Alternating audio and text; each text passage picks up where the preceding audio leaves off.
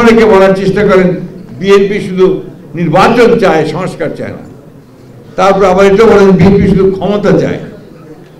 আমি খুব স্পষ্ট করে বলতে চাই যে বিএনপি তো ক্ষমতা চাই, কারণ আমরা তো ক্ষমতার জন্যই রাজনীতি করি।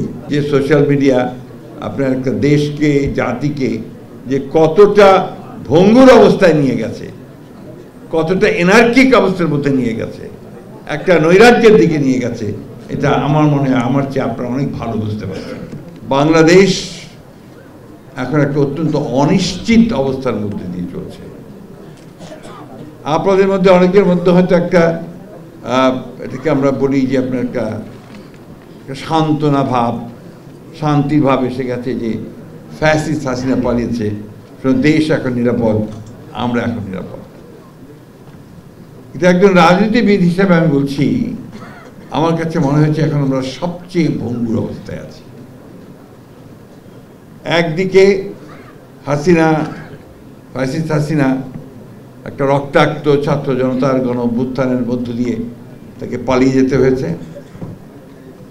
অন্যদিকে আমরাই যাদেরকে আপনার অন্তর্বর্তীকালীন সরকারের দায়িত্ব দিয়েছি, তার মধ্যে একজন আছেন বিশ্ববরেণ্য একজন নোবেল লরেট, যাকে পৃথিবীর প্রায় সবাই চেনেন, জানেন, শ্রদ্ধা করেন, সম্মান করেন, প্রফেসর ডক্টর ইউনূস। আছেন কিছু আপনার একাডেমিশিয়ানস, বিভিন্ন বিষয়ে পারদর্শী। আরও আছেন কিছু বিদেশ থেকে আসা কিছু একাডেমিশিয়ানস। তারা আমাদের দেশের ভবিষ্যৎ তৈরি করবেন, সংস্কার করবেন রাষ্ট্র ব্যবস্থার, এবং গণতন্ত্রের উত্তরণের পথকে সুগম করবেন।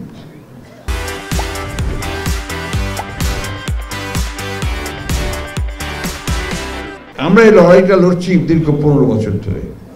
এটা আপনারা সবাই জানেন না, এটা আমি রিপিট করতে চাই না। আমাদের লড়াইয়ের মূল বিষয়টা ছিল রেস্টোরেশন অফ ডেমোক্রেসি, গণতন্ত্রকে ফিরে পাওয়া। গণতন্ত্রের সঙ্গে আপনাদের সামনে বলার কোনো প্রয়োজন নেই। দুর্ভাগ্য আমাদের যে সেই রেস্টোরেশন অফ ডেমোক্রেসি আমরা এখন পর্যন্ত অ্যাচিভ করতে পারিনি। এখন পর্যন্ত অনিশ্চিত অবস্থার মধ্যে আছি যে আদৌ আপনার অল্প সময়ের মধ্যে এই রেস্টোরেশন সম্ভব কিনা।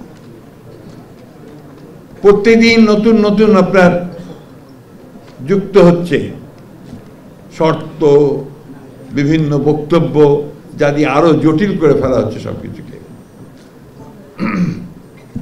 আর একটা মাধ্যম তো আছেই আপনার সোশ্যাল মিডিয়ার মাধ্যম, যে সোশ্যাল মিডিয়া আপনার একটা দেশকে, জাতিকে যে কতটা ভঙ্গুর অবস্থায় নিয়ে গেছে, কতটা এনার্কিক অবস্থার মধ্যে নিয়ে গেছে, একটা নৈরাজ্যের দিকে নিয়ে গেছে, এটা আমার মনে হয় আমার চেয়ে আপনারা অনেক ভালো বুঝতে পারছেন।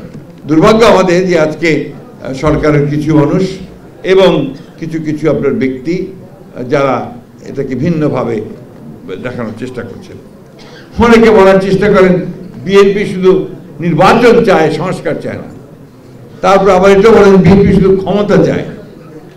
আমি খুব স্পষ্ট করে বলতে চাই যে বিএনপি তো ক্ষমতা চাই, কারণ আমরা তো ক্ষমতার জন্যই রাজনীতি করি। কারণ আমাদের যে গঠনতন্ত্র, আমাদের যে আপনার ঘোষণাপত্র, সবখানে তো পরিষ্কার করে বলাই আছে যে আমরা জনগণের মাধ্যমে, নির্বাচনের মাধ্যমে, জনগণের ভোটে নির্বাচিত হয়ে আমরা সরকারে যেতে চাই, এবং আমাদের যে ম্যানিফেস্টো সেগুলোকে আমরা কাজ করতে চাই। নির্বাচন তো আমরা অবশ্যই চাইব, তো নির্বাচনটা চাই কিসের জন্য? নির্বাচন চাই যে আমরা এমন একটা জনপ্রতিনিধিত্বমূলক পার্লামেন্ট করতে চাই, একটা সরকার করতে চাই যারা জনগণের সমস্যাগুলোর সমাধান করবে, এবং এটাই ডেমোক্রেসি। এখন আপনার সংস্কার করতে হবে, আমরা তো সংস্কার চেয়েছি সবসময়, এবং অনেকে অনেকে বলছে যে আগে সংস্কার হবে তারপরে নির্বাচন। তো সংস্কার তো একটা চলমান প্রক্রিয়া। সংস্কার কোনটা হতে হতে আপনার 5 বছর 10 বছরও লাগতে পারে, এটা তো চলমান। তাহলে নির্বাচন 10 বছর হবে না। আর এই 10 বছর কি ওই ফ্যাসিবাদী আমলাদের হাতেই দেশ চলবে? এখন তো আমরা ফ্যাসিবাদী আমলাদের দ্বারাই পরিচালিত হচ্ছি। সেক্রেটারিয়েটে আমলারা 90% আপনার ফ্যাসিবাদের দোষর।